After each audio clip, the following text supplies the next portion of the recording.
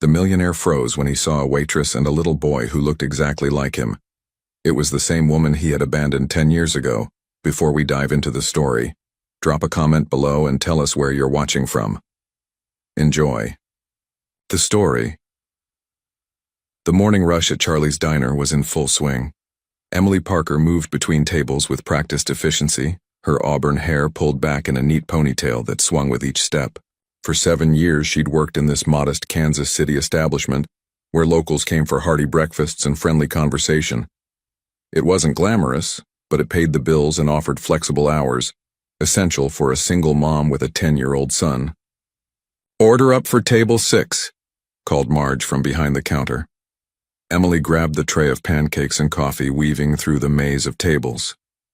Table 6 was near the window, where soft morning light filtered through the blinds.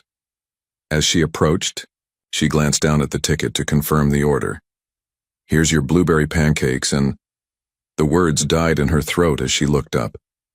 There he was, 10 years older but unmistakable. The same chiseled jawline, now more defined.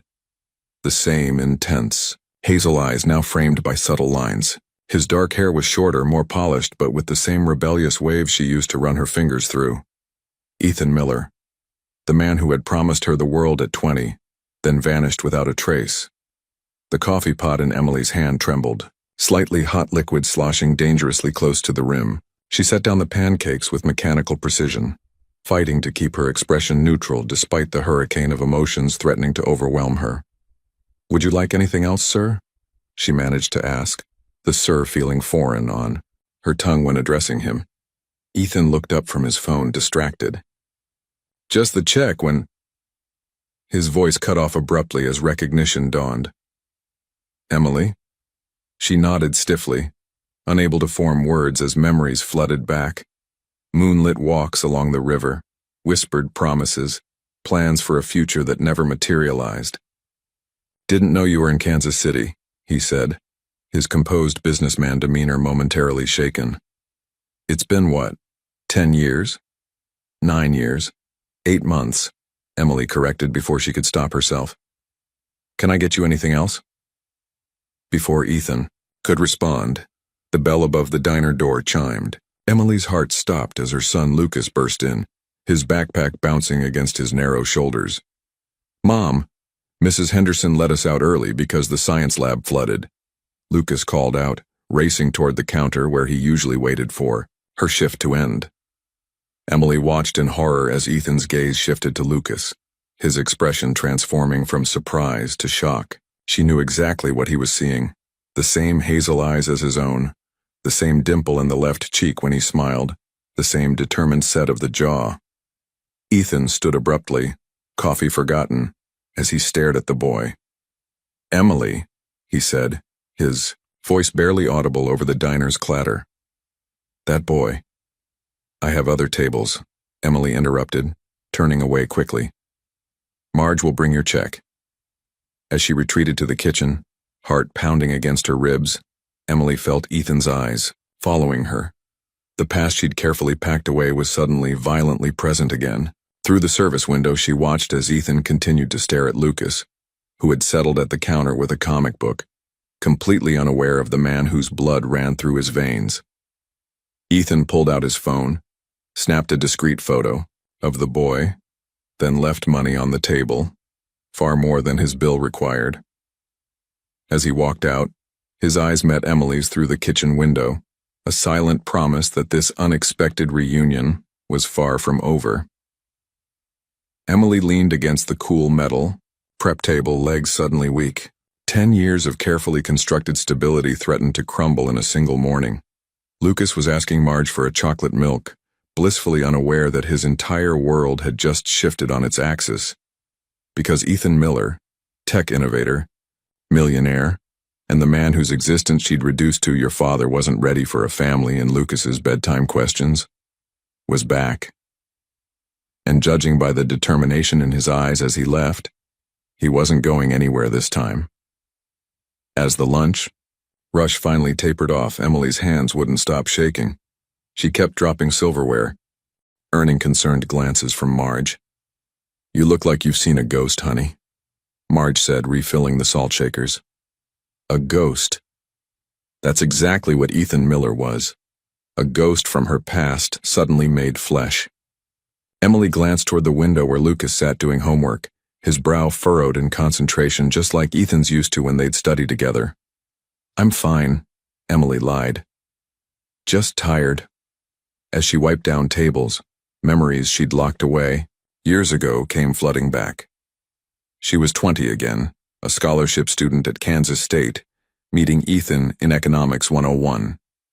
He'd asked to borrow her notes, though she later learned he had perfect grades and didn't need them. His family owned Miller Technologies, but he'd never flaunted his wealth, driving an old Jeep and wearing faded jeans like any college student. That summer had been magical. Picnics by Clinton Lake, midnight conversations about everything and nothing, plans for traveling the world together. Ethan had dreams beyond his family's company: humanitarian technology, sustainable energy solutions. You make me want to be better, Em, he'd told her one starlit night, her head resting on his chest. With you, I'm not just some rich kid coasting on my family name. She'd believed him, believed in them. Then came his father's sudden death in September. Ethan had gone to New York for the funeral, promising to return in a week. He never came back. His phone was disconnected. Her emails went unanswered. When she finally gathered the courage to visit the Miller estate outside Kansas City, his mother Vivian had greeted her with glacial politeness. Ethan's moved on, Vivian had informed her, elegant in her designer morning clothes. He's taking over the company now. The summer dalliance with the scholarship girl made for a charming distraction, but surely you didn't think it was serious. Week later, Emily discovered she was pregnant. Her second visit to the Miller estate, visibly pregnant and desperate, ended with security escorting her to the gate while Vivian watched from the window. The final visit resulted in Vivian offering her a check, a substantial one, on the condition she'd leave Kansas City and never contact Ethan again. Emily had torn up the check in Vivian's face. She'd had her pride even then. Mom, can I have a milkshake? Lucas's voice yanked her back to the present. I finished my math worksheet. Emily smoothed his unruly hair. So like Ethan's. Sure, buddy. Let me see that work. As Lucas proudly displayed his completed homework, Emily's phone vibrated. With a text from an unknown number. We need to talk. I'll be at Riverside Park at 7, please come. Ethan. Her stomach lurched. How had he gotten her number so quickly? Then again, when you had millions at your disposal, finding a phone number was probably child's play. Mom? Are you okay? Lucas asked, his hazel eyes, Ethan's eyes filled with concern. Emily forced a smile. Just fine. Let's get you that milkshake. Then we need to stop by Mrs. Wilson's. She's watching you tonight. I have something I need to do. As dusk settled over Riverside Park, Emily paced nervously near the fountain. She'd chosen this spot intentionally. Public, well lit, and far from the secluded bench where, a decade ago, Ethan had first told her he loved her. When his tall figure appeared on the path, Emily's heart betrayed her with a sudden leap. He wore casual clothes now, jeans and a simple button-down, looking more like the college boy she'd known than the suited businessman from the diner. You came, he said simply, stopping a respectful distance away. Emily crossed her arms. What do you want, Ethan? The truth. His voice was quiet but intense. The boy at the diner, Lucas, right? He's mine, isn't he? Emily met his gaze steadily.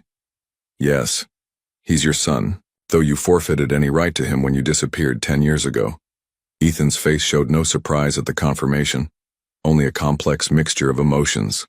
Wonder, regret, anger. Why didn't you tell me, Emily? All these years? Emily laughed, bitterly. Didn't tell you? I called you dozens of times. I wrote letters. I came to your house. Your mother made it crystal clear you wanted nothing to do with me or your child. Confusion crossed Ethan's features. What are you talking about? I never received any calls or letters, and you never came to the house. I would remember that. Your mother turned me away. 3 times. Emily's voice hardened with remembered humiliation.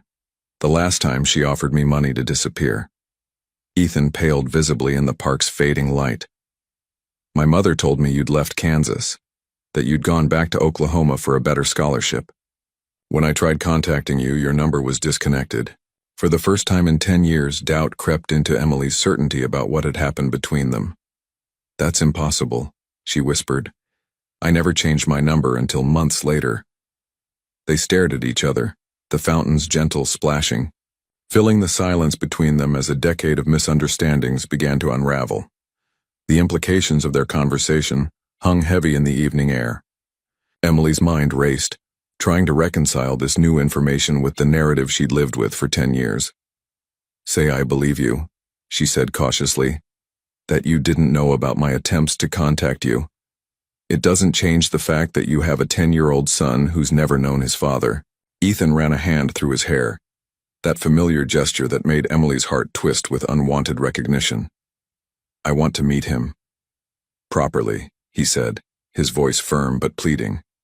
Not as a stranger in a diner, but as his father. Emily shook, her head immediately. Absolutely not.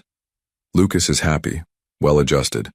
I won't upend his life because you suddenly discovered his existence. Don't I have rights? He's my son too, Ethan countered, a flash of the privileged young man she once knew breaking through his composed exterior. Rights? Emily's voice rose despite her efforts to remain calm. Rights are earned, Ethan.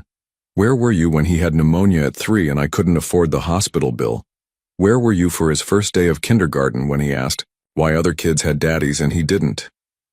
Ethan flinched at each question but held his ground. That's not fair. I didn't know he existed. Life isn't fair, Emily replied, the bitterness of years as a struggling single mother evident in her tone. I learned that lesson when I was 20 and pregnant, alone because the man I loved vanished without a trace. They stood in tense silence, until Ethan spoke again, his voice softer. What have you told him about me?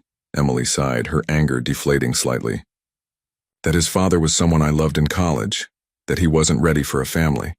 I've never vilified you to him if that's what you're worried about. Thank you for that at least.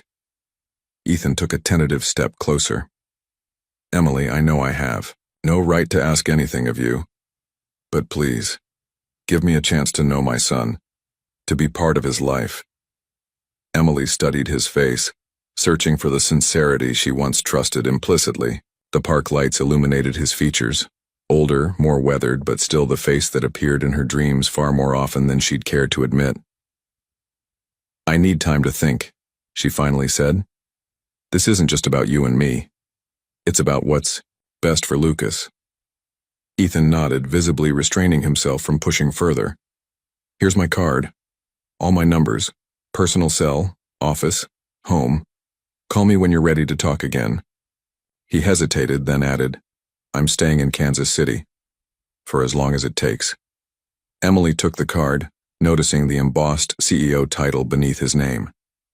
You got what you wanted then, she observed quietly. Running the family business. A shadow crossed Ethan's face. Not exactly how I planned it. Dad's death changed everything. He paused, clearly weighing his next words.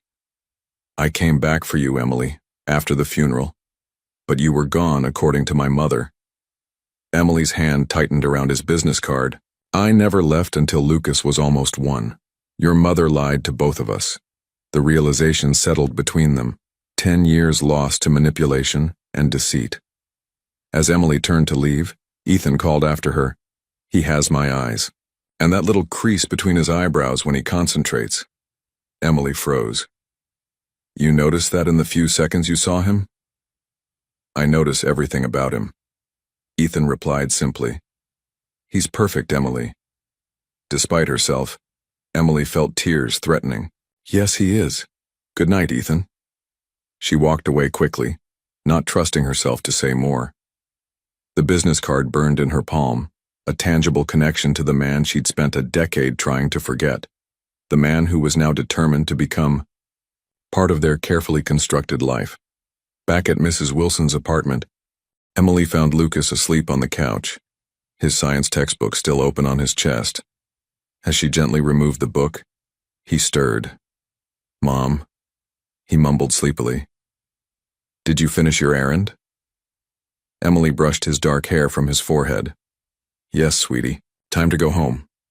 As they walked the 3 blocks to their small apartment, Lucas suddenly asked, "Mom, do you believe in coincidences?" Emily's heart skipped. "What do you mean?" Mrs. Henderson was talking about it in science, how sometimes things that seem random actually have patterns we just can't see yet. He yawned widely. Like how the universe might be organizing things behind the scenes. Emily squeezed his hand, thinking of Ethan appearing after all these years. "I think sometimes life surprises us in ways we couldn't have imagined." Lucas nodded, sagely. That's kind of what she said, too. Later, after tucking Lucas in, Emily sat at their tiny kitchen table, Ethan's business card propped against the salt shaker. The decision before her seemed impossible. Continue protecting Lucas from potential disappointment, or give him the chance to know his father, a father who claimed ignorance of his existence until today.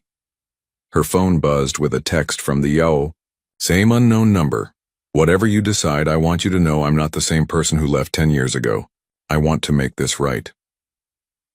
Emily closed her eyes, the path forward still uncertain, but the first steps already taken. 3 days passed with Ethan's business card still on Emily's kitchen table, untouched but impossible to ignore. She'd caught herself staring at it while drinking her morning coffee, debating what to do. "Earth to Mom," Lucas said, waving his hand in front of her face as he sat down for breakfast. "You're doing it again." Emily blinked. "Doing what?" "Zoning out. You've been weird since Tuesday."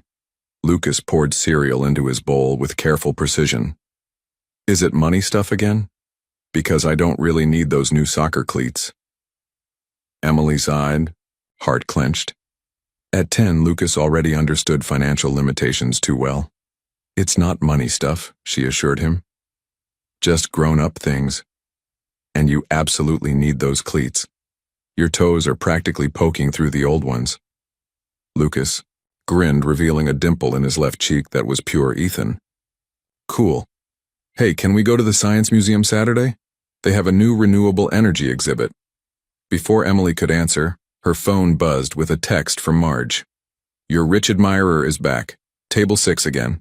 Asked specifically for you." Emily's stomach dropped. "Lucas, finish up. We need to leave early today." At the diner, Emily sent Lucas to the break room with his books before reluctantly approaching table 6. Ethan sat there, looking more casual than before, in a simple blue button-down, nursing a coffee. "This is harassment," she said quietly, standing, at a professional distance. "I told you I needed time." Ethan looked up, dark circles under his eyes suggesting sleepless nights. "I know, I'm not here to pressure you, He hesitated. "I just wanted to see you again. Make sure you're real, not some dream I conjured up." The sincerity in his voice weakened her resolve slightly. "Well, I'm real. And working. Some of us can't afford to sit in diners all morning." "Emily," he began, then stopped as he caught sight of something over her shoulder.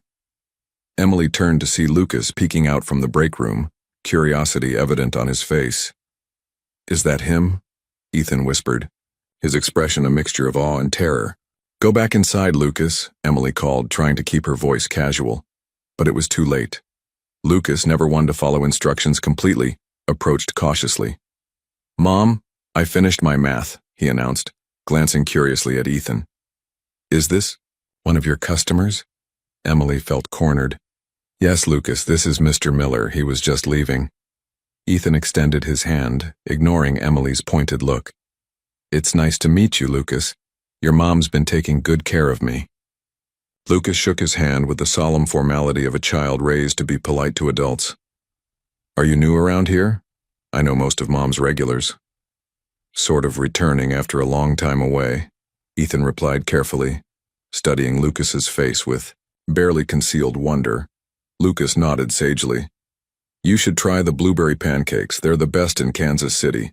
Mom says so, and she doesn't exaggerate about food." "I'll do that," Ethan promised, his voice thick with emotion. Emily placed a protective hand on Lucas's shoulder. Back to your homework, please. I'll be there in a minute. After Lucas reluctantly retreated, Emily turned to Ethan. That wasn't fair. I haven't decided anything yet. I'm sorry, Ethan said, though his expression, still fixed on the break room door, suggested he wasn't entirely regretful. He's amazing, Emily. Smart, confident. Yes, he is, Emily agreed, and I'm not going to let anyone hurt him, even his biological father. Ethan finally tore his gaze away from where Lucas had disappeared. I would never intentionally hurt him. Intentionally being the operative word, Emily countered. You haven't exactly proven yourself reliable. Ethan accepted this with a resigned nod. I understand your caution, but I'm not going anywhere. Emily, I'll be here, same table, same time, every day until you're ready to talk. True to his word, Ethan appeared every morning for the next 5 days. He ordered different items each time, left generous tips, and never approached Lucas again, respecting Emily's boundaries while making his presence impossible to ignore. On the 6th day he didn't come. Emily told herself she was relieved, that perhaps he'd given up and returned to his wealthy life, his corporate responsibilities. Yet she found herself watching the door, her stomach sinking as the morning progressed with no sign of him. Your boyfriend stood you up? Marge asked during a lull, eyebrows raised knowingly. He's not my... Emily began automatically, then sighed. It's complicated. Honey, when a man looks at a woman the way that one looks at you, there's nothing complicated about it, Marge replied. That's the look of a man with regrets. Later that afternoon, as Emily and Lucas walked home, they passed the community center, where Lucas's science club met. A small crowd had gathered around the entrance. What's going on? Lucas wondered, standing on tiptoes to see. Emily's question was answered as the crowd parted slightly, revealing Ethan in conversation with Mr. Ramirez, the science club coordinator. Between them sat a large box marked Solar Engineering Kits. Mom, look, Lucas exclaimed. Those are the kits Mr. Ramirez said were too expensive for the club budget. Before Emily could stop him, Lucas darted forward. Mr. Ramirez, are those really for us? Ethan turned, surprise registering on his face when he saw Lucas, followed quickly by Emily. His expression became apologetic as their eyes met. Lucas, Mr. Ramirez beamed. Yes, indeed. Mr. Miller here has generously donated enough kits for the whole club. He says he's interested in supporting science education. Lucas turned to Ethan with newfound respect. You did this? That's so cool. We've been wanting these forever. As Lucas examined the kits with the other children, Ethan approached Emily, hands shoved in his pockets like a schoolboy caught misbehaving. This wasn't how I planned to tell you, he said quietly. I was going to call first. Emily crossed her arms. Is this your strategy, buying your way into his life? Ethan winced. That's not fair. I saw a flyer about the science club needing sponsors. Lucas mentioned being in science club, it seemed right. Before Emily could respond, Lucas bounded back to them. Mom, Mr. Miller knows all about renewable energy. He's going to help us with our projects. Looking between her son's excited face and Ethan's cautiously hopeful one, Emily realized her carefully constructed boundaries were already beginning to crumble. He's trying to buy Lucas's affection, Emily vented, as she aggressively wiped down the diner counter the next morning, and using the science club to do it. Marge, who'd been listening patiently to Emily's complaints for the last 15 minutes, raised an eyebrow. Sounds to me like he's trying to connect with his son through something the boy loves, she observed, refilling the sugar dispensers. Not exactly criminal behavior. Emily shot her a betrayed look. Whose side are you on? Yours, honey. Always. Yours, Marge said gently. But I've watched you raise that boy alone for 7 years. You've been both mother and father to him. Would it be so terrible for Lucas to have a man in his life who shares his interests? But it's not just any man, Emily protested. It's Ethan, who disappeared once already. From what you've told me, he didn't exactly disappear by choice, Marge pointed out. Seems like his mama had a whole lot to do with that. Emily sighed. her anger deflating slightly. The possibility that Ethan had been manipulated as much as she had was becoming harder to dismiss. The bell above the door chimed, and Emily tensed, expecting Ethan.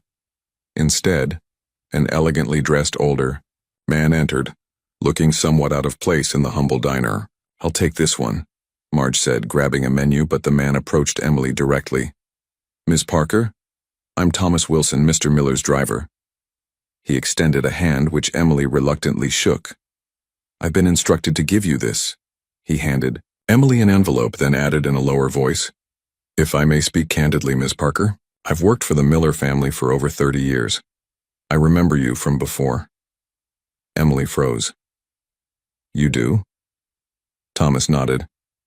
"I drove Master Ethan to meet you several times that summer. By the lake, mostly. He was different when he was with you, happier." Emily swallowed hard. "Why are you telling me this?" "Because you should know that when Master Ethan returned from his father's funeral, he asked me to drive him to your apartment immediately. But Mrs. Miller had told him you'd left town." His expression conveyed volumes. "I've served the family loyally, but some things weigh on the conscience." After Thomas left, Emily opened the envelope with trembling fingers. Inside was a brief note from Ethan. "Emily, I'm respecting your space, but wanted to let you know I've recused myself from the science club sponsorship. Mr. Ramirez will handle everything. The children shouldn't lose an opportunity because of our complicated situation. Ethan." Also enclosed was a copy of an email confirming his withdrawal, making it clear the donation would continue anonymously. Emily stared at the note, conflicted. It was a gesture of respect for her boundaries, yet the donation itself remained. "He's not making this easy, is he?" Marge commented, reading over her shoulder. "No," Emily agreed softly. "He's not." That evening, as Emily helped Lucas with his homework, her phone rang with an unfamiliar number. "Emily, this is Denise Kelly, Lucas's science teacher." The woman sounded apologetic. "I hope it's okay that I called. Mr. Ramirez gave me your number." "Is everything all right?" Emily asked, immediately concerned. "Oh yes, I'm actually calling about the scholarship opportunity for the Summer Science Academy at State University." Emily frowned. "What scholarship?" "The one Lucas applied for," Denise explained. "His application was exceptional. Detailed observations on how the solar kits could be modified for greater efficiency. The selection committee was very impressed." Emily glanced at Lucas, who was suddenly very focused on his textbook, a telltale flush creeping up his neck. "I see," she said carefully. "And when did Lucas submit this application?" "Yesterday. Mr. Miller helped him with the technical specifications, but the ideas were all Lucas's." After ending the call, Emily crossed her arms and fixed her son with a stern look. "Lucas James Parker. Care to explain?" Lucas bit his lip. "I was going to tell you.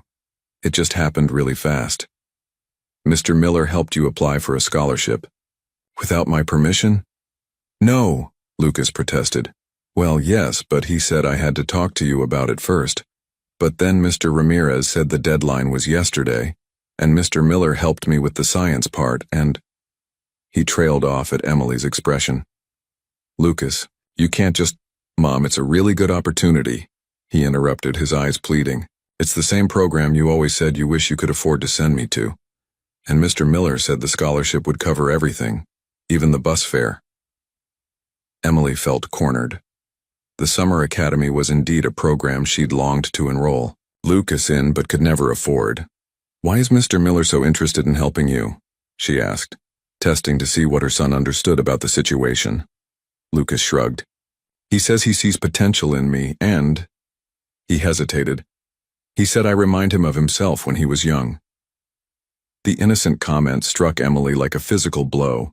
Of course, Lucas reminded Ethan of himself. He was a carbon copy in so many ways. That night, after Lucas was asleep, Emily pulled out her phone and hesitated before typing. "The Science Academy? Really?" Ethan's response came almost immediately. "He's brilliant, Emily. That mind deserves every opportunity." She replied, "You should have asked me first." A pause, then, You're right, I'm sorry. I got excited about his ideas. Still learning the boundaries. Another text followed quickly. If it helps, I recused myself from the selection committee the moment I realized Lucas was applying. Despite herself, Emily smiled slightly at his attempt to respect proper procedures while still helping Lucas. Her phone buzzed again. He has your determination. And your integrity. You've done an amazing job with him, Emily. The simple acknowledgement of her years of sacrifice, something so rarely recognized, brought unexpected tears to her eyes. After a long moment, she texted back, "Science Club meets Thursdays at 4. If you're serious about helping, that would be an appropriate place to start." She could almost feel his restrained excitement in his reply. "I'll be there. Thank you, Emily."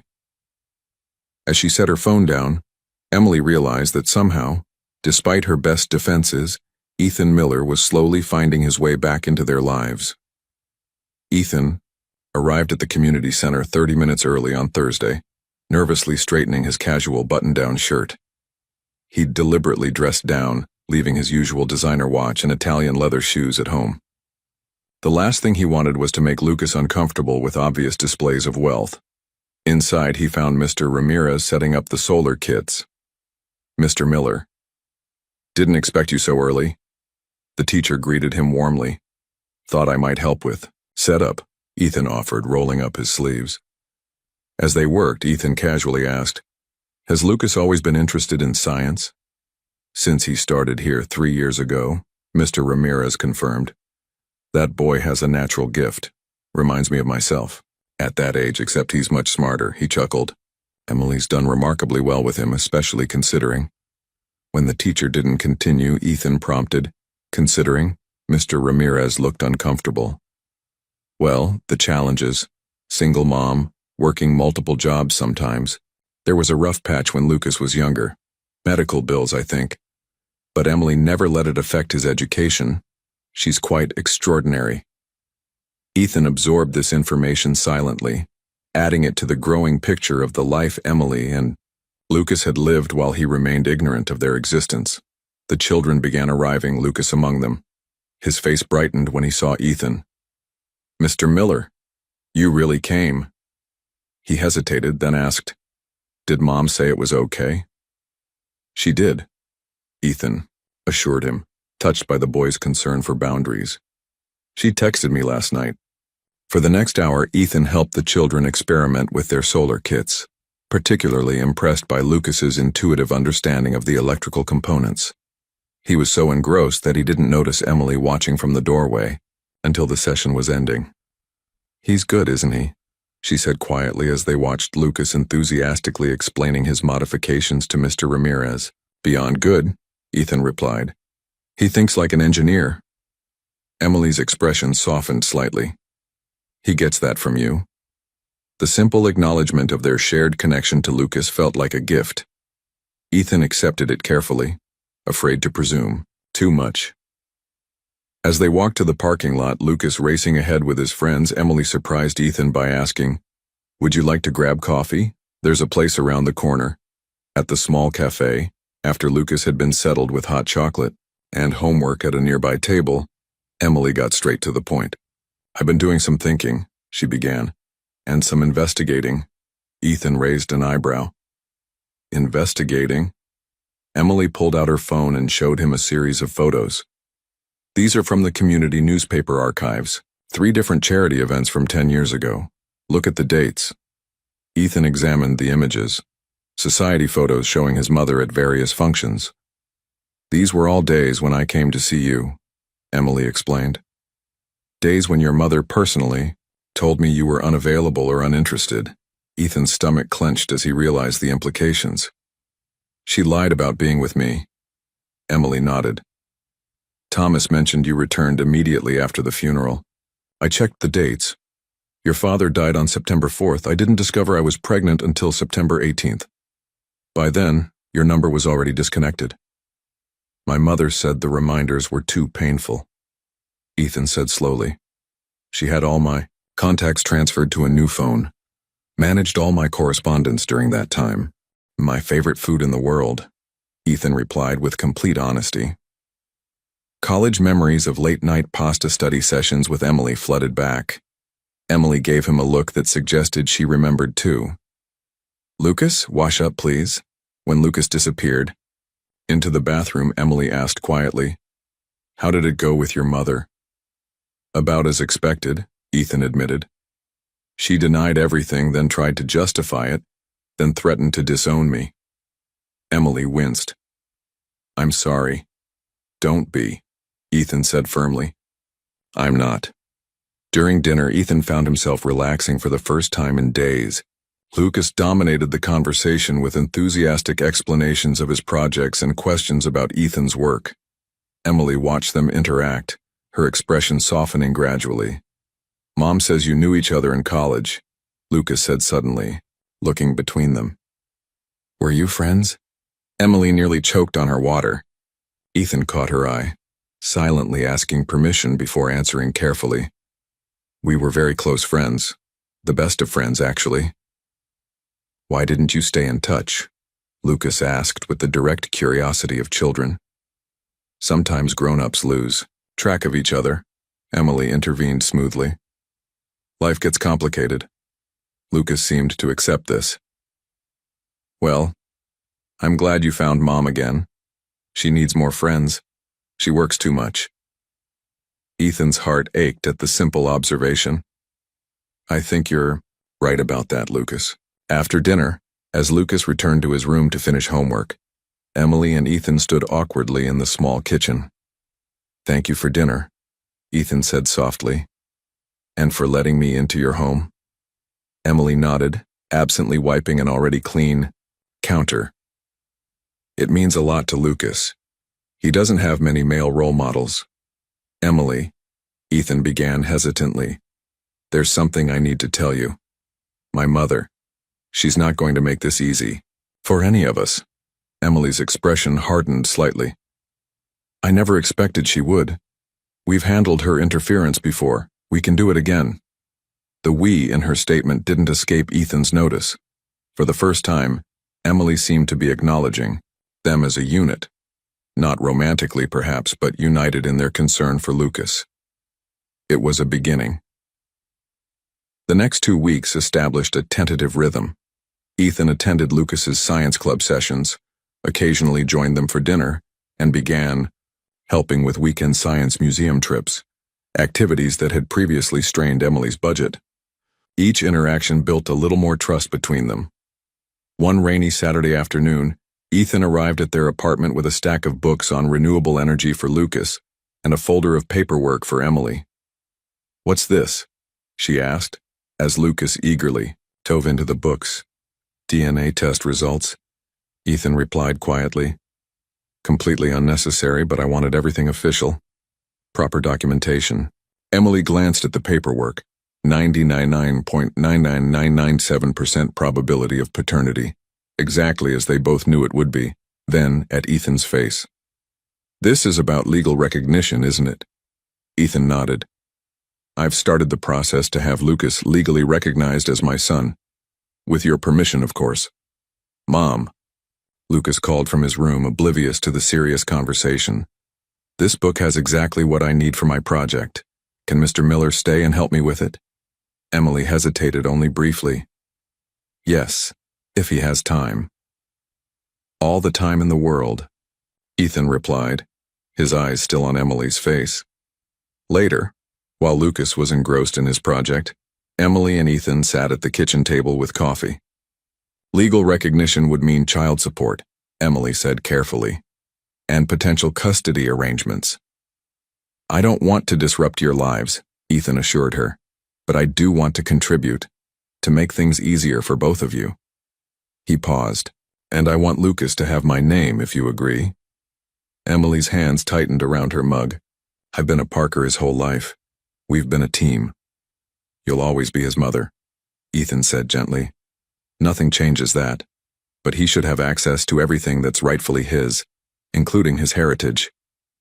Emily was quiet for a long moment. "You've changed," she finally said. "The Ethan I knew was impulsive, passionate. You're more deliberate now." 10 years in corporate America will do that to a person, Ethan replied with a wry smile. But I'm still me, Emily. Just with better impulse control and more expensive suits. The Jensen deal is proceeding without issue. Ethan studied his mother, searching for signs of the woman who had once read him bedtime stories and encouraged his childhood experiments. Instead, he saw only the carefully constructed facade of Vivian Miller, CEO matriarch. I have a son, he stated simply. Vivian's expression didn't change, but her hand trembled slightly as she reached for her teacup. Ridiculous.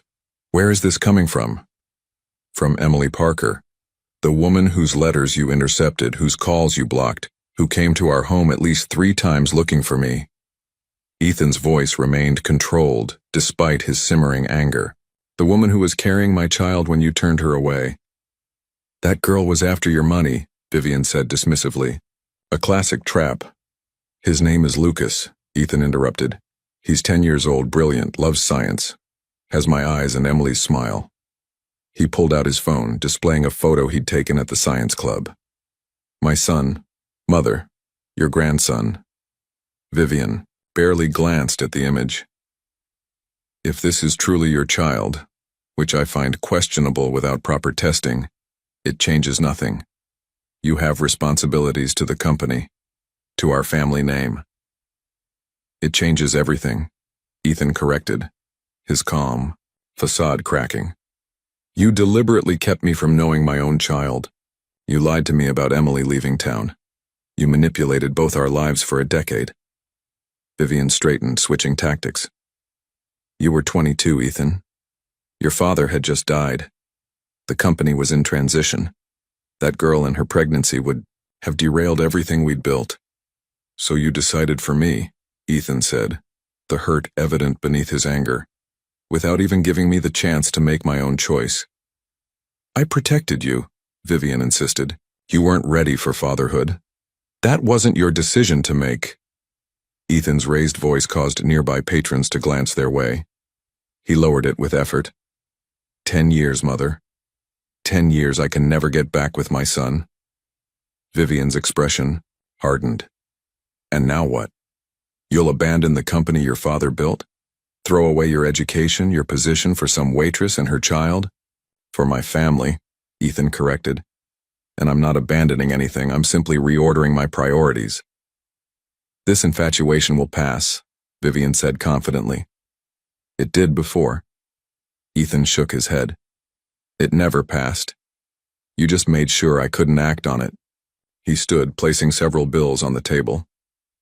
I've scheduled a DNA test as a formality, but I don't need it to know Lucas is mine. I'm recognizing him publicly as my son, with or without your blessing. Vivian's composure finally cracked. You would shame our family name with this illegitimate. Choose your next words very carefully, mother, Ethan warned, his voice dangerously quiet. That's my son you're speaking about. Later that evening, as Ethan pulled into the modest apartment complex where Emily and Lucas lived, he was still shaking from the confrontation. His mother's parting words echoed in his mind. If you pursue this, you're on your own, Ethan. I won't have the Miller name associated with scandal. He found apartment 3B and knocked, wondering if Emily would sense the tension still radiating from him. The door opened to reveal Lucas, grinning widely. Mr. Miller, Mom's finishing dinner. Come see my room. It's where I keep all my projects. The simple enthusiasm in the boy's invitation momentarily banished Ethan's dark thoughts. He followed Lucas into a small but tidy bedroom decorated with solar system posters and bookshelves overflowing with science books.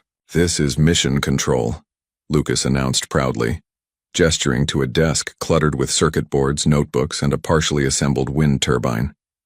I'm trying to design a turbine that works efficiently in low wind conditions. Ethan examined, the design genuinely impressed. You've created a multi-blade configuration to capture more energy. That's graduate-level thinking, Lucas. The boy beamed at the praise. I've been working on it forever. Mom got me my first engineering kit when I was 7, even though we couldn't really afford it. A lump formed in Ethan's throat at this casual mention of their financial struggles he could have prevented had he known about Lucas. Hey. Emily appeared in the doorway, wearing jeans and a simple blouse, her hair loose around her shoulders. "Dinner's ready. Nothing fancy, just spaghetti. My favorite food in the world," Ethan replied with complete honesty. College memories of late-night pasta study sessions with Emily flooded back. Emily gave him a look that suggested she remembered too. "Lucas, wash up, please." When Lucas disappeared into the bathroom, Emily asked quietly, "How did it go with your mother?" "About as expected," Ethan admitted. "She denied everything, then tried to justify it, then threatened to disown me." Emily winced. "I'm sorry." "Don't be," Ethan said firmly. "I'm not." During dinner, Ethan found himself relaxing for the first time in days. Lucas dominated the conversation with enthusiastic explanations of his projects and questions about Ethan's work. Emily watched them interact, her expression softening gradually. "Mom says you knew each other in college," Lucas said suddenly, looking between them. "Were you friends?" Emily nearly choked on her water. Ethan caught her eye, silently asking permission before answering carefully. "We were very close friends. The best of friends, actually." "Why didn't you stay in touch?" Lucas asked with the direct curiosity of children. "Sometimes grown-ups lose track of each other," Emily intervened smoothly. "Life gets complicated." Lucas seemed to accept this. "Well, I'm glad you found Mom again. She needs more friends. She works too much."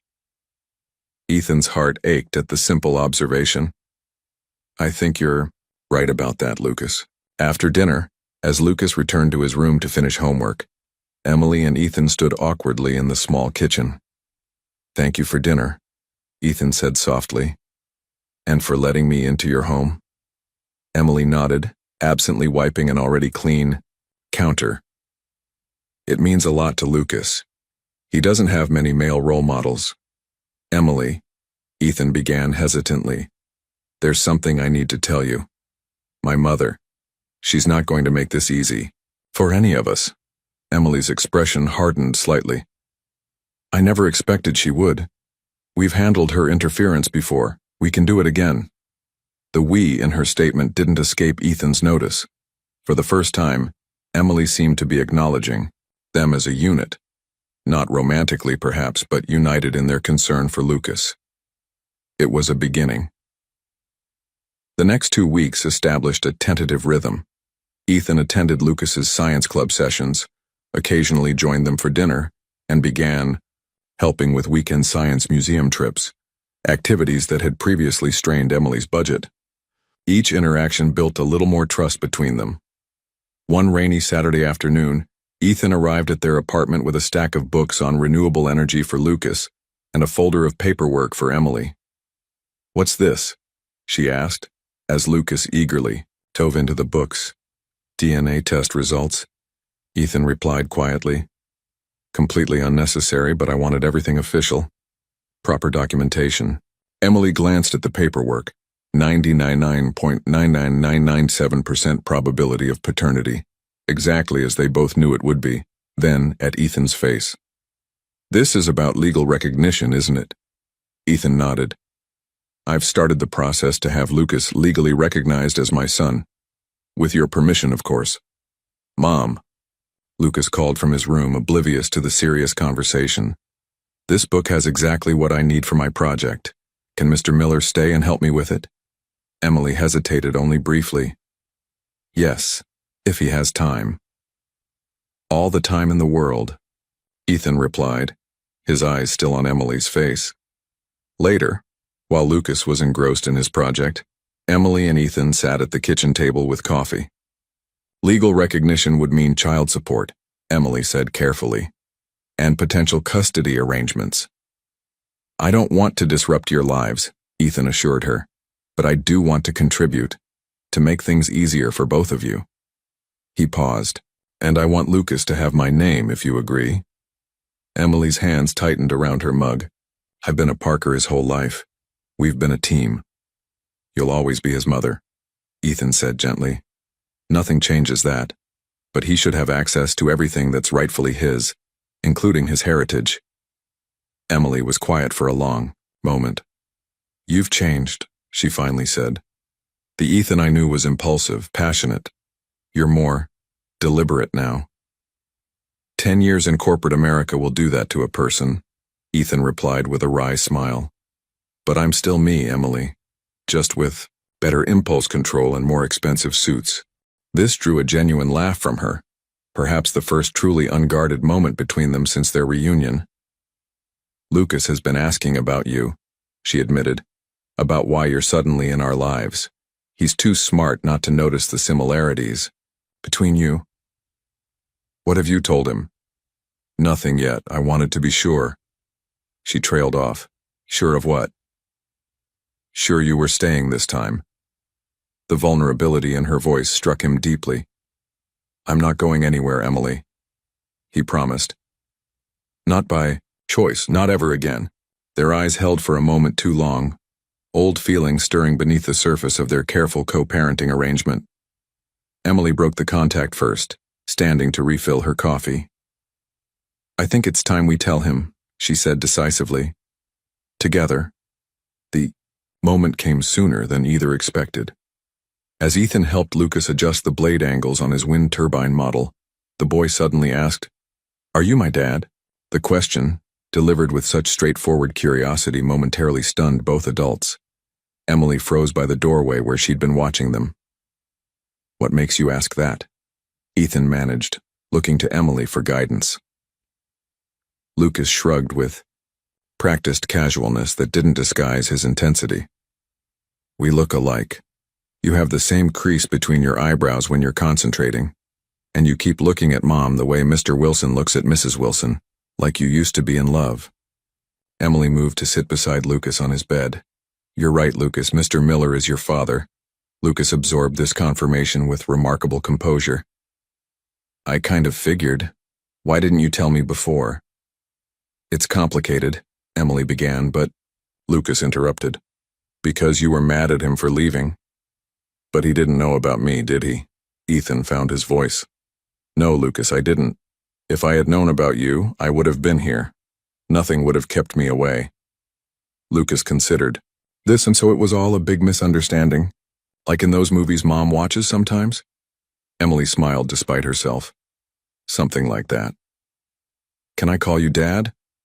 Lucas asked Ethan directly, his expression cautiously hopeful. Ethan felt his heart constrict. "I would like that very much, but only if you're comfortable with it." Lucas nodded thoughtfully. "I've been practicing in my head, actually, since last week when I figured it out." Emily looked surprised. "You've known for a week and didn't say anything?" "I was collecting data," Lucas replied seriously. "Making observations. That's the scientific method." Ethan couldn't help the laugh that escaped him, part joy, part overwhelming emotion. "You really are my son." A phone chimed and Emily checked her messages. Her expression immediately clouded. "What is it?" Ethan asked. "Mrs. Winters," Emily replied, naming their apartment. "Manager. There was a woman asking questions about us today. Expensively dressed, around 60. Said she was conducting a background check for a scholarship Lucas applied for." Ethan's jaw tightened. "My mother." "That's your grandma?" Lucas asked, eyes widening. "Technically, yes," Ethan confirmed, "though she's not acting very grandmotherly right now." "What does she want?" Lucas persisted. Ethan chose his words carefully. "She's having trouble accepting changes in our family, but that's for me to handle, not you." Later, as Ethan prepared to leave, Emily walked him to the door. Rain still pattered against the windows, creating a cozy intimacy in the small apartment. "I should have asked you first," Emily said quietly. Before confirming to Lucas, it just felt like the right moment. "It was perfect," Ethan assured her. "You know him best." Emily brushed a hand across her eyes, blinking rapidly. "It's strange. I've imagined this conversation for 10 years. Rehearsed what I'd say, how I'd explain your absence. And now? Now I'm realizing how many stories we'll have to rewrite. For Lucas. For ourselves." Ethan nodded, understanding precisely what she meant. The narratives they'd constructed to explain the past decade were crumbling, requiring new truths to replace them. "Dad!" Lucas called from his room, the title still new and wonderful on his tongue. "When can we go to where you work? I want to see the tech lab Mom said you have." "Soon," Ethan promised, unable to keep the emotion from his voice. "Very soon." As he stepped into the rain-soaked evening, Ethan felt simultaneously lighter and more grounded than he had in years. The word Dad echoed in his mind, a title more precious than CEO could ever be. The Miller Technologies headquarters dominated the Kansas City skyline, 30 floors of gleaming glass and steel, testifying to the family's success. Ethan led Emily and Lucas through the lobby, acutely aware of curious glances from employees unaccustomed to seeing their CEO with a woman and child. "This place is awesome," Lucas whispered, eyes wide as he took in the cutting-edge architecture and technology displays. "Wait until you see the R&D lab," Ethan replied, guiding them toward a private elevator. As they rode up, Emily seemed increasingly uncomfortable. "Everyone's staring." "Let them," Ethan said simply. "They'll know the truth soon enough." The research and development floor buzzed with activity. Engineers testing prototypes, developers huddled over computers, whiteboards covered with equations and designs. Activity paused momentarily as Ethan entered with his guests. "Everyone, I'd like you to meet Lucas and Emily Parker," Ethan announced. "They'll be visiting our facilities today." Lucas immediately gravitated toward a demonstration of miniature wind turbines, remarkably similar to his own designs. A young engineer began explaining the technology, clearly delighted by the boys' insightful questions. "He fits right in," Emily observed, watching Lucas engage confidently with the staff. "Miller blood," Ethan said with quiet pride. "This building exists because of my father's vision, but these innovations, sustainable energy solutions, those were my dreams in college, dreams I shared with you." Emily nodded, remembering. "You wanted to create technologies that would help people, not just profits." "I still do," Ethan replied. "It just got complicated after my father died." While Lucas was thoroughly occupied with the engineering team, Ethan led Emily to his office on the top floor. The space was impressive but surprisingly modest for a CEO of his stature. "This was my father's," he explained, gesturing to an antique desk by the window. "The only piece of furniture I kept when I renovated the office." Emily approached it, running her fingers along the polished wood. "Samuel Miller. I never met him." "He would have liked you," Ethan said with certainty. "He valued authenticity above all else." Her attention was drawn to a small wooden box on the desk. "What's this?" Ethan hesitated. "Something I found yesterday, in my mother's study at the estate." He opened the box, revealing a stack of unopened envelopes. "Letters. From you." Emily's breath caught as she recognized her own handwriting. "She kept them?" "All of them," Ethan confirmed grimly. "Never opened, but preserved, like evidence." Emily picked up the top envelope with trembling fingers. The postmark dated at 10 years earlier, her first attempt to reach Ethan after discovering her pregnancy. "I don't understand," she whispered. "Why keep letters she never intended to deliver?" "Control," Ethan replied, his voice hardening. "My mother has built her life around controlling the Miller narrative. These were insurance, proof she had protected me if I ever discovered the truth." Emily set the letter down, disturbed. "Your mother is a formidable woman." "She's manipulative and calculating," Ethan corrected. "And she's not finished yet."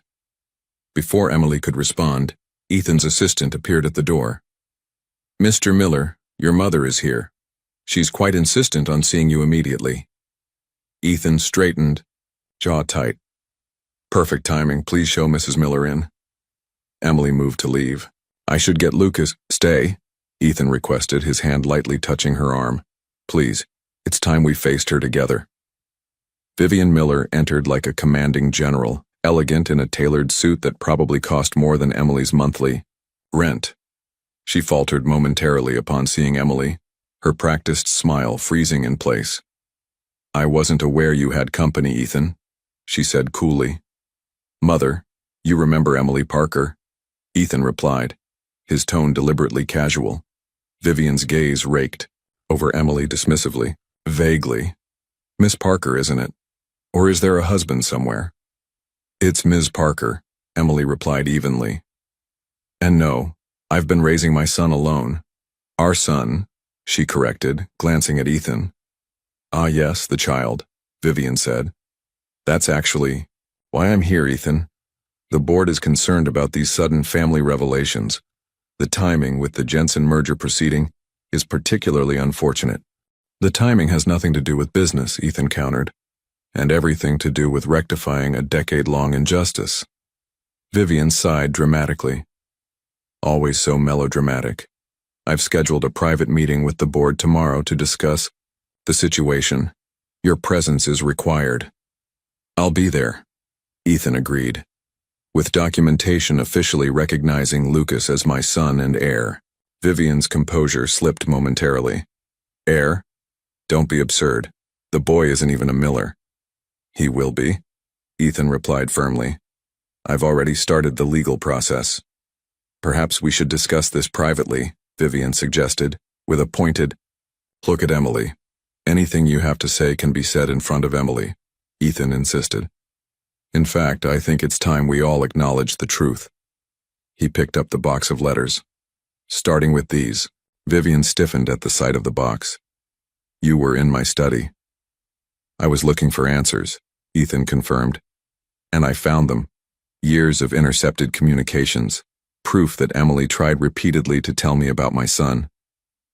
I did what was necessary, Vivian stated, unapologetic. You were grieving, vulnerable. This woman would have derailed your entire future with her inconvenient pregnancy. Emily flinched at the callous description of her pregnancy with Lucas but held her ground. You had no right to make that decision for either of us. I had every right, Vivian snapped, her careful facade cracking. The Miller legacy was at stake. Ethan was destined for greater things than playing house with a scholarship girl from nowhere. The cruelty of the statement hung in the air. Ethan moved to stand beside Emily, his posture protective. You're wrong, Mother. The greatest thing I could have done was be a father to my son. And you robbed me of that for 10 years. I protected you, Vivian insisted. You controlled me, Ethan corrected. But that ends now. The standoff was interrupted by Lucas bounding into the office, followed by an apologetic assistant. Dad. The engineers said my turbine design might actually work better than theirs for microgeneration in urban environments. He stopped abruptly, sensing the tension. Oh, sorry. I didn't know you had a meeting. Vivian stared at the boy, seeing the unmistakable Miller features for the first time in person. For a brief moment, something almost like regret crossed her face. Lucas, Ethan said carefully. This is my mother, Vivian Miller, your grandmother. Lucas studied the elegant woman with open curiosity. Hello, Mrs. Miller. It's nice to meet you. Vivian seemed momentarily at a loss, a rare occurrence for the formidable businesswoman. Before she could respond, her phone chimed with a text message. She checked it, her expression darkening. We'll continue this discussion at the board meeting, she told Ethan coldly. The situation is more complicated than you realize. With a final dismissive glance at Emily and Lucas, she swept from the office. Is she always that scary? Lucas asked after she'd gone. Despite the tension, Emily couldn't help but laugh. Pretty much. Ethan knelt to Lucas's level. Don't worry. About my mother. What's important is that we're together now.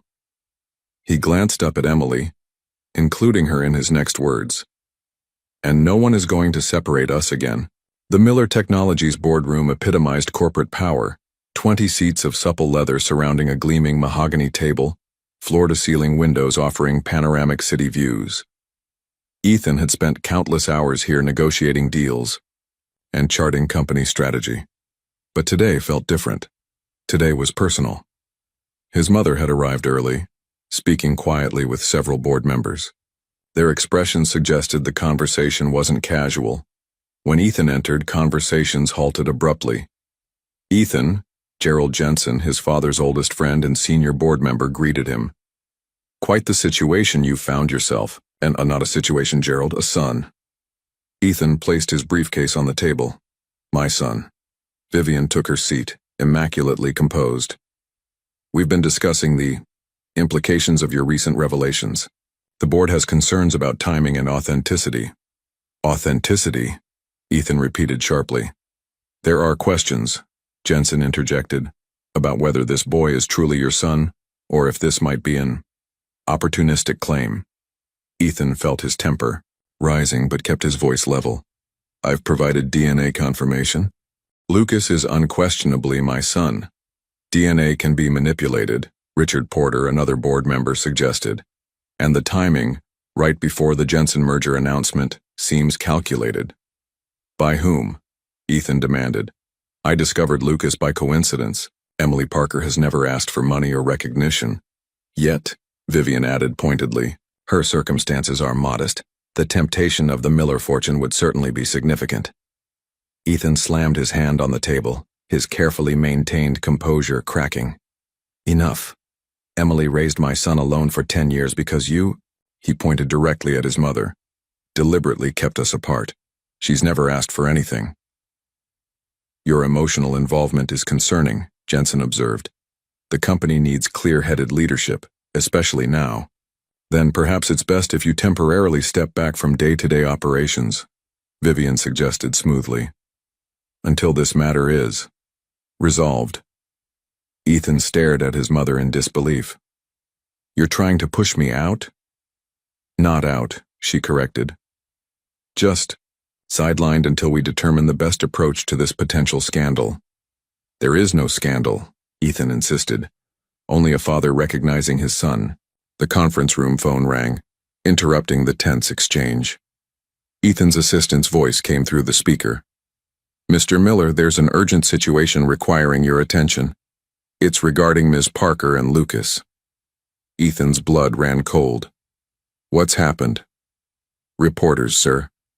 At least a dozen. They've surrounded Ms. Parker's apartment building. Someone leaked the story to the press." Ethan looked directly at his mother, whose expression remained impassive, but whose eyes held a calculating gleam. "I need to go," he announced, gathering his materials. "The meeting isn't finished," Vivian objected. "Yes, it is." Ethan paused at the door. "And so is your interference in my life. You've manipulated your last Miller, mother." As he rushed from the building, Ethan's phone filled with notifications, news alerts about the Miller Technologies air scandal, already trending across social media. The family war had gone public. By the time Ethan reached Emily's apartment complex, the media circus was in full swing. News vans lined the street, reporters with microphones clustered at the entrance. Security guards attempted to maintain order while residents complained about the disruption. Using the building's back entrance, Ethan finally made it to apartment 3B. The scene inside broke his heart. Lucas huddled on the couch, Emily frantically packing a suitcase. "They've been calling nonstop," she explained, her face pale with tension. "Someone gave them my personal number. They're even contacting Lucas's school." "This ends now," Ethan promised, pulling out his phone to call his security team. Lucas looked up with wounded eyes. "A reporter showed up at Science Club. She asked if I was excited about being a real Miller now." The other kids were staring at me. Ethan sat beside his son, putting an arm around his thin shoulders. "I'm so sorry, Lucas, this isn't what I wanted." "Is this what it's always like to be rich and famous?" Lucas asked quietly. "No," Ethan assured him. "This is what happens when people try to hurt other people using money and power, but it won't last." Emily paused her packing, her expression distraught. "This is exactly what I was afraid of. We're being treated like some kind of scandal. Our lives turned into tabloid fodder." A text message alert sounded on Emily's phone. She checked it, then wordlessly handed it to Ethan. It was a link to an online article. "Gold digger mom hid Miller heir for decade, sources say."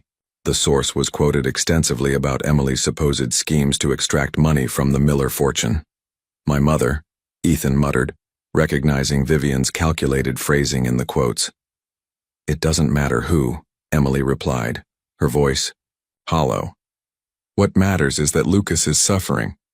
This was a mistake, Ethan, all of it. Don't say that, Ethan pleaded. We can fix this. How? Emily challenged, gesturing to the chaos outside. Your mother controls the narrative, the company, the media. We're outmatched. Where are you going? Ethan asked, noticing the suitcases. My sister's in Oklahoma, just until things calm down. The realization that they were running, that his mother was effectively driving them away again, filled Ethan with cold fury. Please don't go, he said softly. Not again, not like this. Dad? Lucas's voice was small. I don't want to leave. I have the science competition next week. Emily sank into a chair, the fight draining from her. I don't know what's best anymore. I thought I was protecting him all these years, but now. Ethan knelt before her, taking her hands in his. Let me fix this. I know how to handle my mother, the media, all of it. Can you? Emily asked, doubt heavy in her voice. They're already painting me as a gold digger. Lucas as an illegitimate complication. You as an irresponsible playboy. The damage is done. Only if we let it be, Ethan insisted. Trust me, Emily, one last time. A knock at the door startled them all. Through the peephole, they saw Thomas, Ethan's driver, looking distressed. Mr. Miller, Thomas said when they opened the door. The board has called an emergency meeting. They're voting on your temporary removal as CEO. Emily and Ethan exchanged glances. His determined, hers resigned. Looks like your mother is winning, Emily said quietly. No, Ethan replied with newfound resolve. She's just shown me exactly what I need to do. He pulled out his phone, scrolling through contacts. It's time to change the narrative. For the first time in days, a spark of hope flickered in Emily's eyes. The Grand Plaza Hotel's conference room buzzed with anticipation as journalists from every major news outlet in Kansas City assembled, drawn by the cryptic press advisory from Miller Technologies. Major announcement regarding company leadership and future direction. At precisely 10 a.m., Ethan entered the room, dressed impeccably in a tailored suit. The crowd expected him to be alone. Instead, Emily and Lucas walked beside him. The flashes of cameras intensified as they took their places at the podium. Thank you all for coming, Ethan began, his voice steady and confident. I've called this press conference to address the speculation surrounding my family and to clarify my position with Miller Technologies. He gestured to Emily and Lucas. This is Emily Parker and her son Lucas, my son. 10 years ago, through circumstances beyond either of our control, Emily and I were separated. I never knew she was pregnant. I never knew I had a son. The room grew silent as journalists sensed the raw emotion beneath his professional demeanor. 2 weeks ago, by what some might call fate, I discovered Lucas's existence. Since then, I've been working to establish a relationship with my son and to make amends for my unwilling absence in his life. Ethan paused, his gaze sweeping the room. Unfortunately, certain parties have attempted to twist this family reunion into something tawdry and scandalous. Let me be absolutely clear. Emily Parker never hid my son from me. She tried repeatedly to contact me when she discovered her pregnancy. Those attempts were deliberately intercepted. The reporters leaned forward, sensing the bombshell about to drop. I have evidence that communications between Emily and myself were systematically blocked. Letters were intercepted, visits denied, all to prevent me from learning about my son. Ethan's voice hardened. This was not only a personal betrayal, but potentially corporate malfeasance as it involved misuse of company resources. A murmur swept through the crowd as journalists furiously took notes. As of this morning, I have voluntarily stepped down as CEO of Miller Technologies while an independent investigation proceeds. This is not an admission of wrongdoing on my part, but rather a commitment to transparency and accountability. Ethan placed a hand on Lucas's shoulder. My priority now is my family. I am officially and publicly acknowledging Lucas Parker as my son and heir. I am establishing a trust for his education and future, and I am filing for joint custody, with Emily's blessing." He looked at Emily, who nodded her confirmation, her expression a mixture of amazement and cautious hope. "I will not allow my family to be used as pawns in a corporate power struggle, nor will I permit my son's reputation to be tarnished by manufactured scandal." Ethan's voice rang with conviction. "The Miller name stands for integrity. At least it will while I have any say in the matter." As questions erupted from the journalists, Lucas tugged at Ethan's sleeve. Ethan bent down and the boy whispered something in his ear. Smiling, Ethan adjusted the microphone. "My son would like to say something." Lucas stepped forward, nervous but determined. "I just want everyone to know that I'm proud to be Dad's son, and Mom has been the best mom ever. That's all." The simple statement, delivered with a child's unvarnished honesty, accomplished what no carefully crafted press release could have.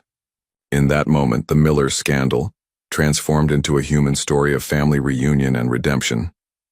Outside, watching the press conference on a monitor in her car, Vivian Miller's perfectly manicured nails dug into her palms as she realized her son had outmaneuvered her at last. The fallout from the press conference was swift and far-reaching. Public opinion, initially manipulated against Emily, swung dramatically in her favor as the story of the separated lovers and their reunited family captured the public's imagination. Social media erupted with supportive hashtags, and even Miller Technology's stock recovered after an initial dip, as consumers responded positively to Ethan's display of integrity. In Emily's modest apartment, now mercifully free of lurking reporters, Ethan spread blueprints across the kitchen table. "It's not too big," he assured her, noting her overwhelmed expression. "Just 4 bedrooms, an open floor plan, and yes, a dedicated lab space for Lucas." Emily studied the plans for the house Ethan had purchased, a comfortable home in a good school district, midway between her workplace and Miller Technologies. "It's beautiful," she admitted. "But Ethan, we can't accept this, it's too much." "It's not a gift," Ethan clarified. "It's Lucas's home too. I want him to have stability, space for his projects, a yard." He hesitated. "The guest house in back would be yours. Your own space, completely separate if that's what you want." Emily's eyes widened. "You'd live in the main house? You're serious about this co-parenting arrangement?" "Completely serious," Ethan confirmed. "I've missed 10 years, Emily. I don't want to miss a single day more." Lucas burst in from his bedroom, waving a tablet. "Dad, the Science Academy emailed. I got in. For real this time, not because of you know." Ethan high-fived his son, their matching smiles making Emily's heart twist with emotions she wasn't ready to name. "Did you see the part about the presentation?" Lucas continued excitedly. "Each student presents their research to the whole academy."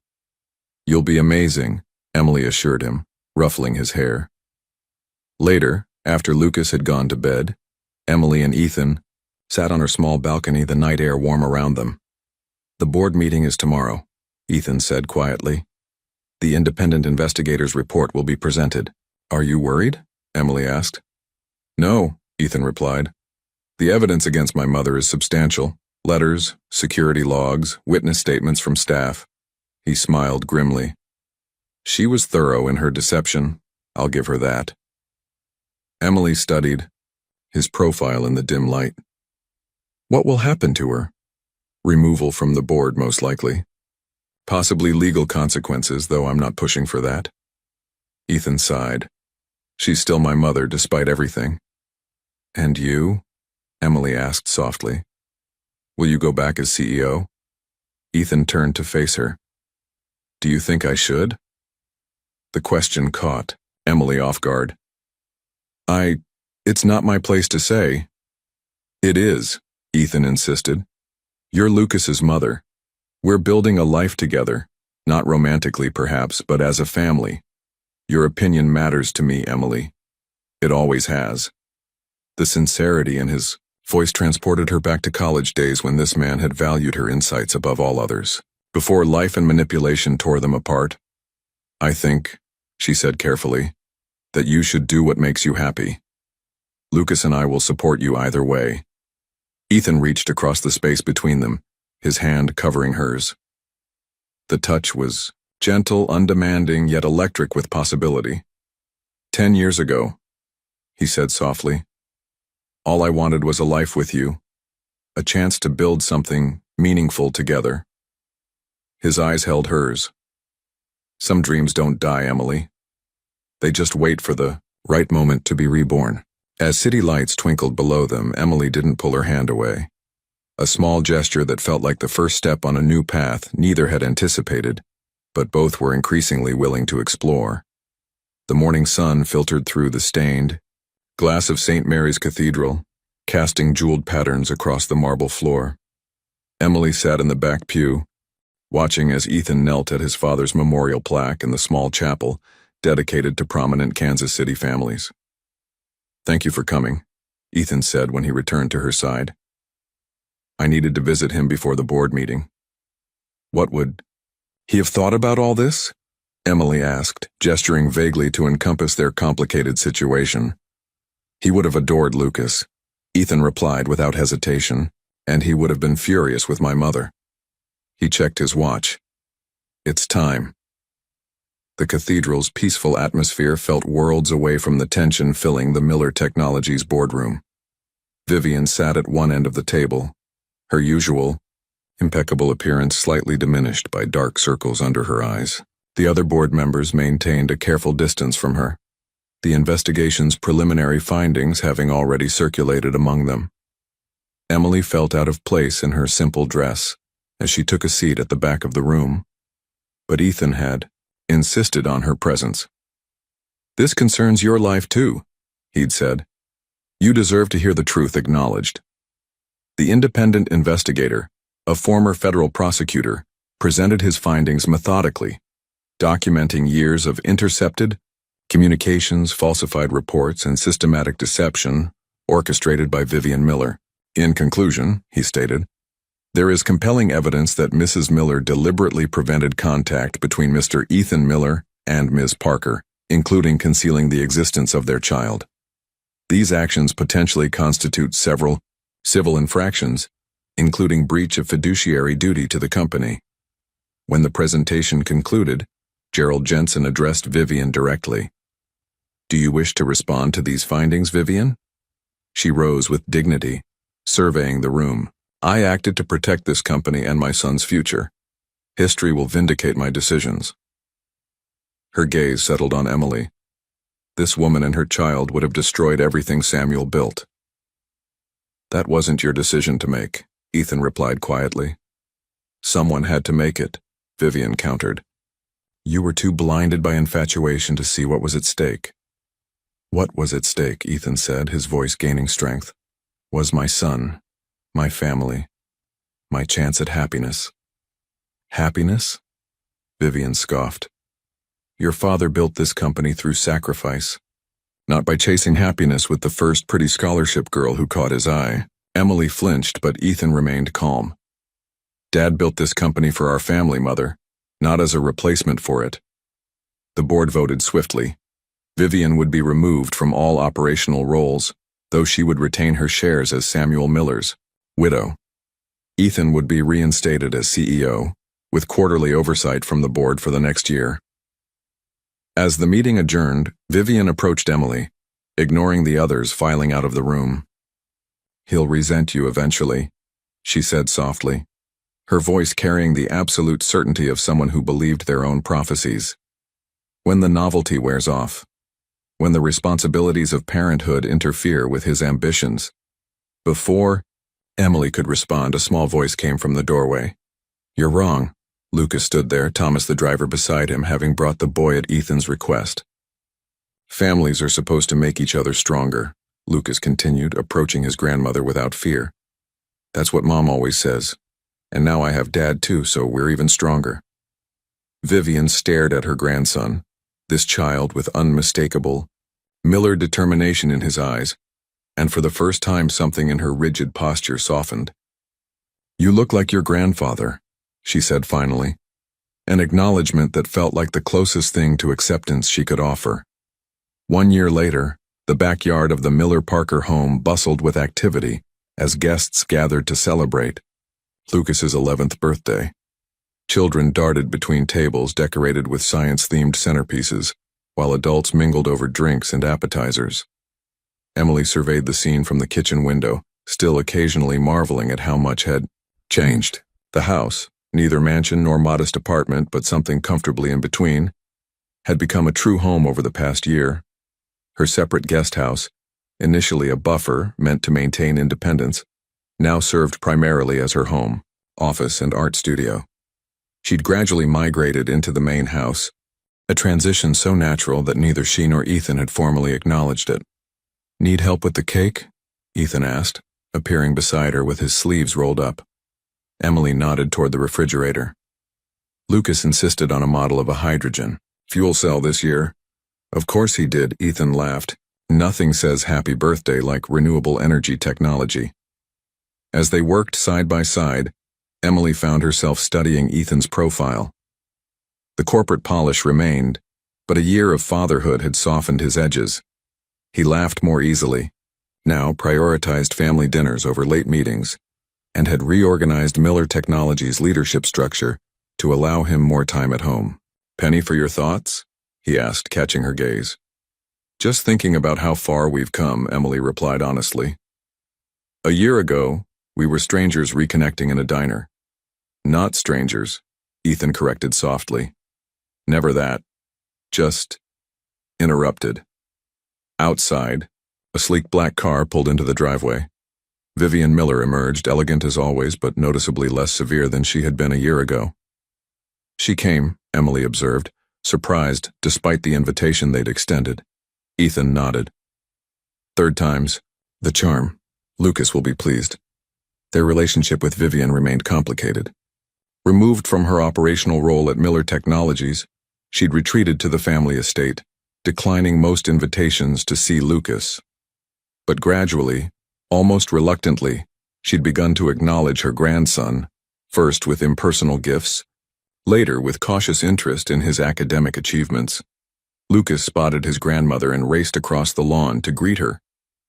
From a distance, Emily and Ethan watched as he excitedly showed her something on his tablet, likely his latest science project, and Vivian's usually rigid posture relaxed slightly as she listened. "He has Samuel's gift for disarming even the most formidable opponents," Ethan said with quiet pride. The party progressed with birthday traditions, presents, games, and finally the unveiling of the hydrogen fuel cell cake, which Lucas declared scientifically accurate and aesthetically pleasing to everyone's amusement. As evening approached and guests began to depart, Vivian surprised everyone by handing Lucas a small, carefully wrapped package. "This belonged to your grandfather," she said, her voice holding unusual warmth. "He would have wanted you to have it." Inside was a vintage pocket watch, inscribed with the Miller family crest. Lucas handled it with reverence, understanding its significance beyond its monetary value. "Thank you, grandmother," he said formally, using the title she preferred. Vivian nodded, then added something none of them expected. "Perhaps next weekend you might visit the estate. Your grandfather's workshop is still intact. You might find it educational." After Vivian departed and Lucas raced off to examine his gifts with his friends, Emily and Ethan found themselves alone on the patio, watching the sunset paint the sky in brilliant oranges and pinks. "Did you ever imagine this?" Emily asked, gesturing to encompass their home, the remnants of the party, their reconfigured family. "When you walked into that diner a year ago?" "Not specifically," Ethan admitted. "But I always hoped for a second chance with you, Emily. Even when I didn't know what was missing, I felt your absence." He reached for her hand, the gesture now familiar and comforting. Over the past year, they had rebuilt their relationship carefully. First as co-parents focused solely on Lucas's well-being, then as tentative friends rediscovering shared interests, and finally, in recent months, as something more. "Lucas asked me something interesting this morning," Ethan said, his thumb tracing circles on her palm. "He wanted to know if we would ever get married." Emily's breath caught. "What did you tell him?" "That I was working on it," Ethan replied.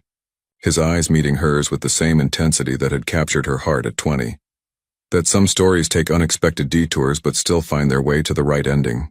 As the last rays of sunlight gilded the garden where their son laughed with his friends, Emily leaned into Ethan's embrace, no longer afraid of the past, no longer uncertain about the future, but fully present in the family they had somehow, against all odds, managed to restore.